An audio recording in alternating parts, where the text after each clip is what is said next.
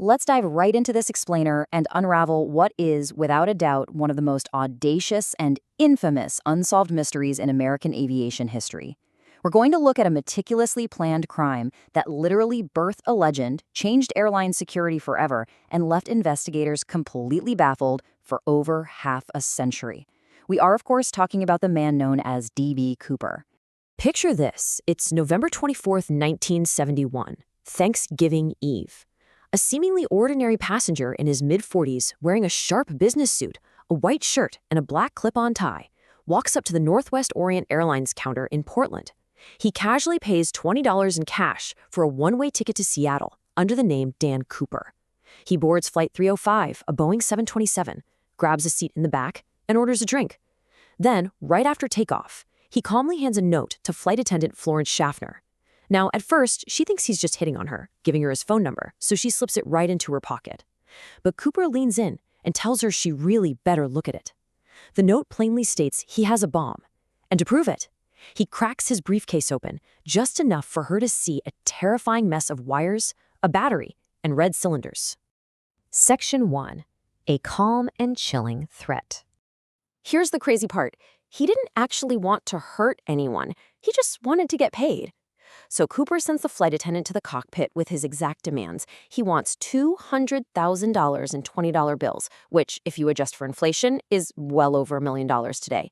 He also demands a refueling truck waiting on standby in Seattle, and crucially, 4 parachutes, 2 primary and 2 reserve. Why 4? Well, he deliberately asked for 4 instead of just 1, so authorities on the ground wouldn't dare sabotage the gear. He wanted them sweating, thinking he might actually take civilian hostages with him into the dark sky. That forced the FBI's hand to supply him with fully functional equipment. Pure genius, right? Section 2. The ransom and the drop. So for 2 absolutely nail-biting hours, the plane just circles while authorities on the ground are frantically scrambling to gather this heavy ransom and the parachutes.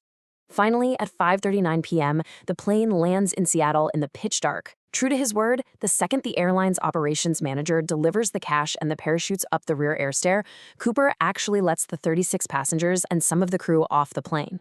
Then, he orders the remaining crew to fly toward Mexico City, but he agrees to a refueling stop in Reno, Nevada.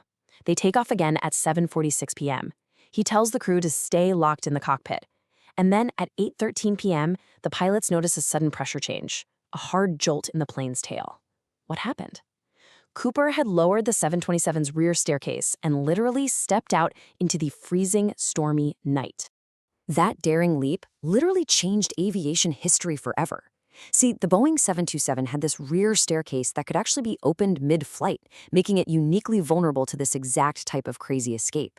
Because of this hijacking and a few copycats that popped up shortly after, the FAA mandated a brand new security device. They called it the Cooper vane. It's basically a mechanical aerodynamic wedge that physically locks that rear air stair, preventing it from being lowered while the plane is in the air. So every single time you step onto a commercial airliner today, its design is directly influenced by D.B. Cooper. Section 3. The massive FBI manhunt. You've probably seen this face before. This is the iconic composite sketch of the man the media mistakenly dubbed D.B. Cooper, all thanks to a quick reporter's error.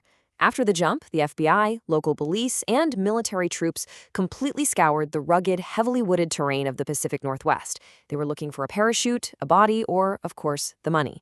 But the stormy weather and that vast, unforgiving wilderness gave them absolutely nothing. Nothing at all.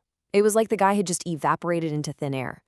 Desperate to track him down, authorities decided to go public. Looking at these declassified FBI memos and newspaper clippings, you can see how they widely released the serial numbers of the $10,000 $20 bills given to Cooper.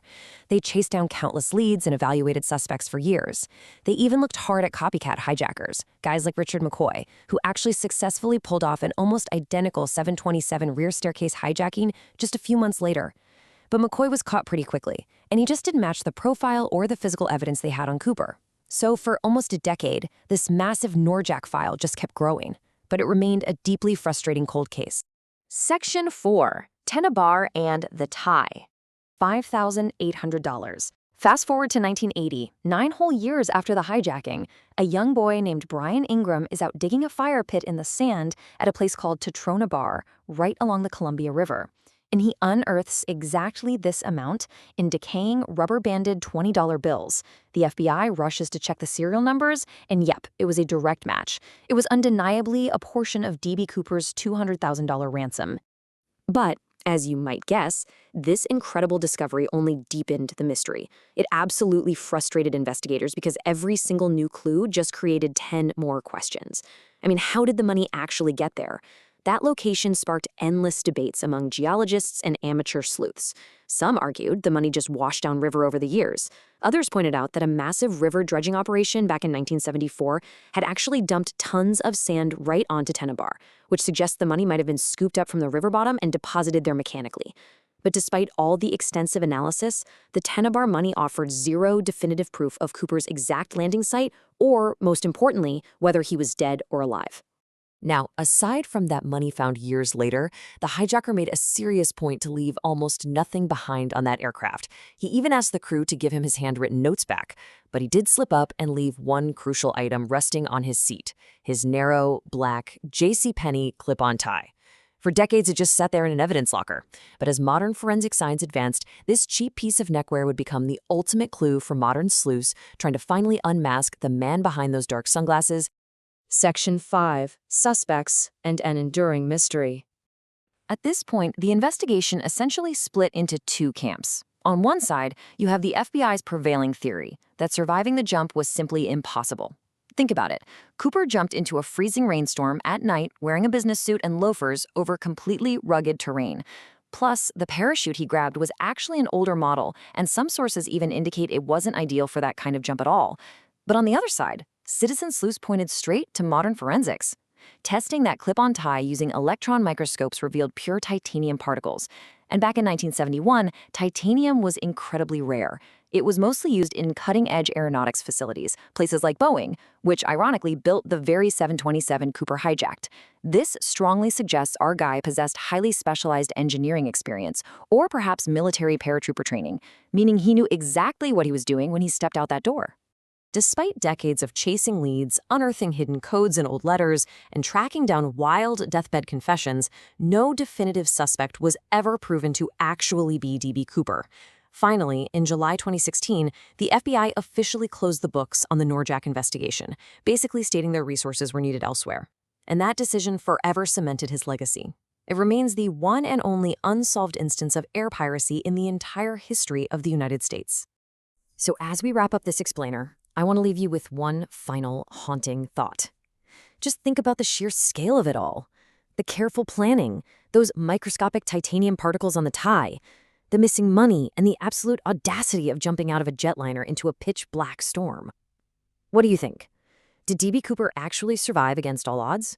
Or did the night sky swallow him forever?